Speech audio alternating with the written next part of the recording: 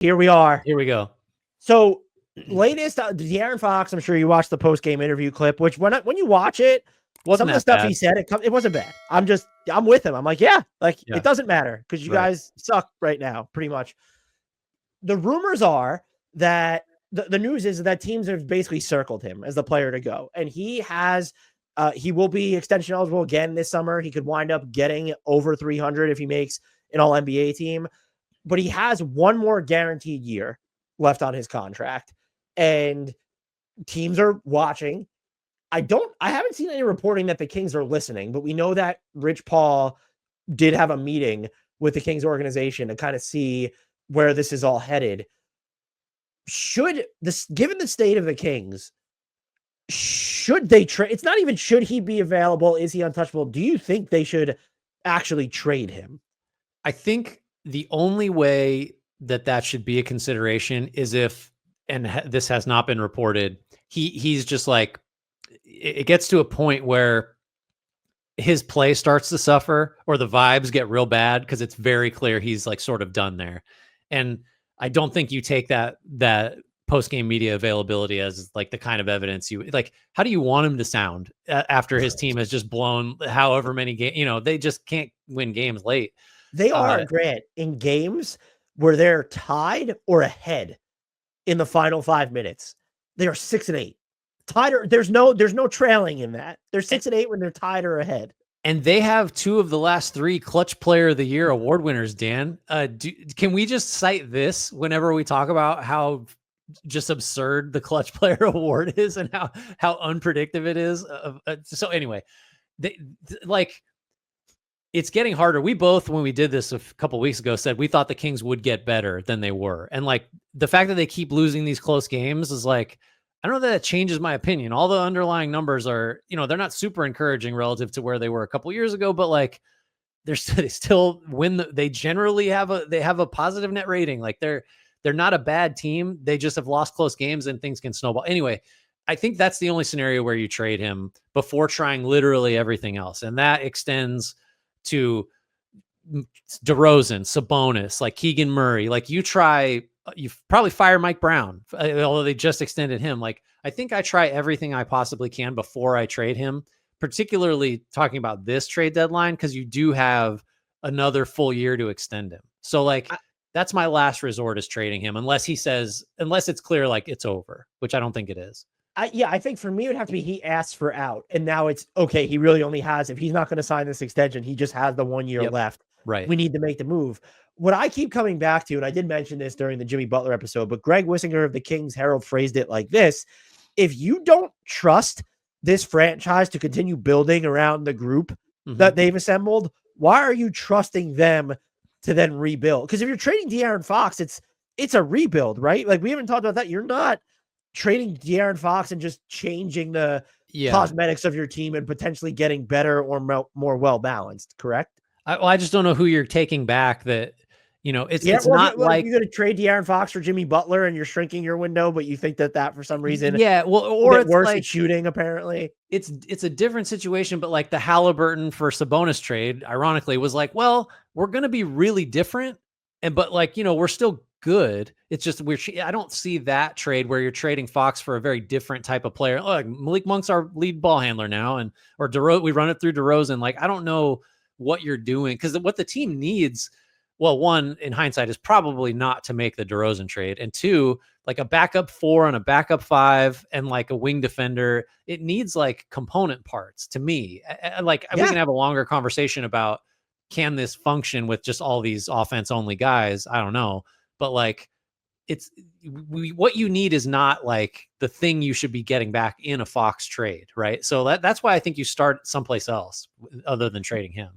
Does it kind of blow your mind that Domantas Sabonis is it just because of the contract situation that De'Aaron Fox, and we know that Clutch Sports met with the Kings, it's like, why aren't we talking about it then with Sabonis? Because he gives you limit. Like, so part of why their defense is, well, it's not so bad. Statistically, it's not terrible. They have to sell out their perimeter players to ward off shots at the rim because Sabonis is not a good rim protector. Right. And that then makes it harder to shoot gaps on closeouts or adequately contest 3-pointers. And it's not even that they're giving up the biggest share of wide open 3-pointers. It's just that it makes life so much harder on everybody else. And so, like, why isn't he the name? Is it just a trade value thing too, or is it strictly the contract stuff with Fox? I think, well, Sabonis is where I would start, because I think like the numbers are tough. Like 40 million this year, 43, 46, 40, almost 50 in the fourth year that he's got left. So like, I'd be hard pressed to, well, first of all, let's go back to when they signed with that extension. Like, where was the competition that was going that high for him? I don't think it existed. So yeah, I feel bad. Need to renegotiate and extend him, unless wasn't part of the value. We said, well, then the deal is technically shorter because you're not letting him get the free agency inside. I feel like I feel like I need to be careful talking about the Kings and Sabonis, because I've just been so broken record about, like, he's a good offensive player and it's seemingly like a great guy, but it's just like he can't be a huge piece of a team that actually wins. Like, so like, I don't know who's knocking the door down for him at that pay rate. I agree with that point, that I just don't. I even think with De'Aaron Fox having only one guaranteed year left on his deal, if you put both on the market right now, there'd be more suitors for De'Aaron Fox, and by virtue of that, you just get more for him. My counter with the DeRozan, how good can the Kings be with him on this team? This is now what? Is this year 4 or year 3.5 of the Sabonis in Sacramento, right? Something like that, yeah.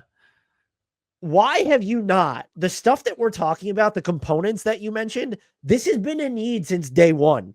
Mm-hmm. And it's been, what you did with DeRozan is you addressed one need. You wanted another shot creator while exacerbating others, right? Especially if you view Keon Ellis as the like human seesaw that you view him as, apparently.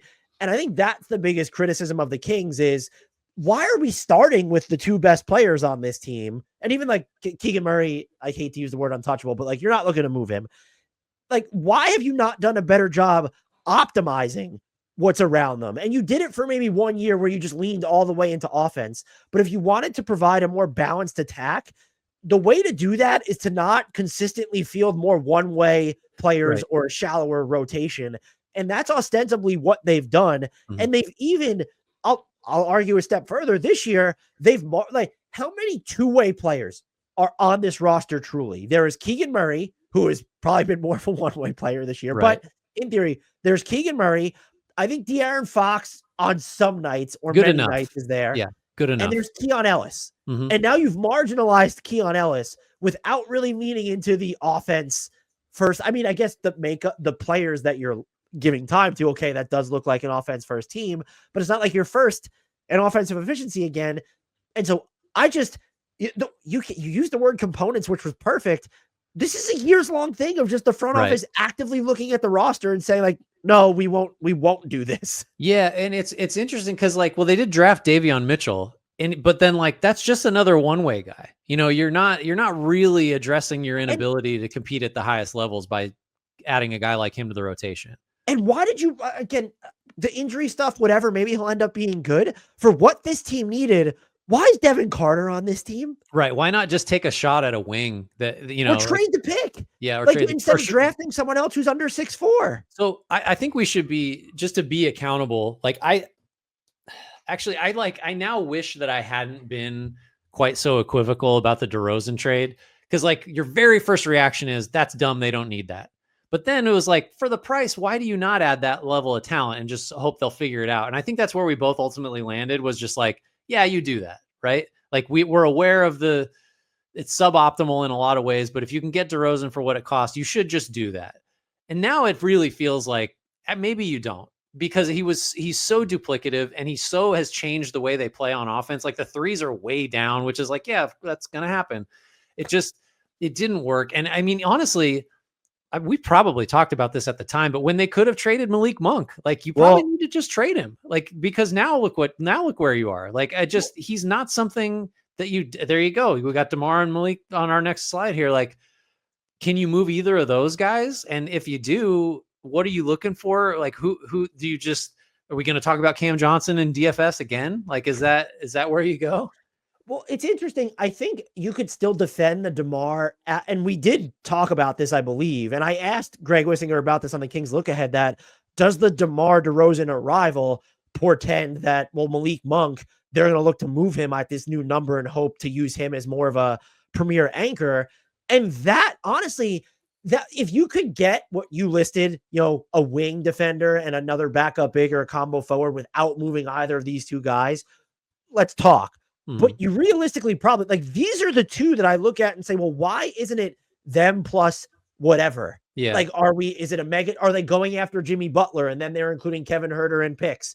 I just like that's where you start, I think. And even if you don't trust the Kings' direction, I would argue that's where you have to start, because unless Fox asks for out now, you don't get to play. Well, we have to wait and see if he asks for out over the summer, so we're not going to do. No, you've done enough of doing nothing. This is where it starts. I'm not saying either of these two guys are the root problem. I said this when I talked about them the other day. They're a confluence of problems, of like minor to moderate problems that have now coalesced into something gigantic to where if the playoffs started today, they wouldn't even be in the play-in tournament. And that's I don't know the name. You've already said, like, are we just revisiting the Cam Johnson, Dorian Finney-Smith stuff? And those guys alone aren't going to fix anything. And should the Kings be taking a swing at a Jimmy Butler, who is DeMar DeRozan's age bracket, but you have to give up picks to get him in addition to what you already gave up to get DeMar, which really amounts to a swap and Harrison Barnes. So maybe it's not too much. I'm probably not looking at the mega trade, like go after Jimmy Butler. I don't even know what the other player would be, but this team needs to be more proactive somehow. Like why? Like we haven't heard them really mentioned with a Larry Nance Jr. And you know what? You get 0 points for recycling. But how often have they been mentioned with Dorian Finney-Smith, Kyle Kuzma, and Cam Johnson? Those are the names that have been brought up for over a year. I'm not going to give the Kings a pat on the back. Like it'll be really cool on February 7th when we see all the stories about how the Kings like almost traded for the same three guys again. Yeah. You know what they need? I guess this is, I don't know if it's too far of an edge case, but like they need the PJ Washington, Daniel Gafford series of moves that Dallas made. Like that kind of thing would be exactly what would improve the team without like fundamentally altering the core. Now it's different because Luka's better than Fox, Kyrie's better than Sabonis. So you're just starting from a higher level from your main drivers of offense, but like get the combo forward that shoots threes and can guard 4 positions, get the backup big that's actually good. So you're not playing Trey Lyles and Alex Len and whoever else like that. And I like, you would think you could do something like that with Monk or DeRozan as like the main outgoing salary, I think. Because what did Dallas just use a single first to pull all that off last year? No, they used 2. Okay, that's good. I think if you can do that, that's the type of thing you look at way before you get into Fox. But if you aren't going to do that, then I don't know what to tell you. Like because you can't just start with the nuclear option. I don't think.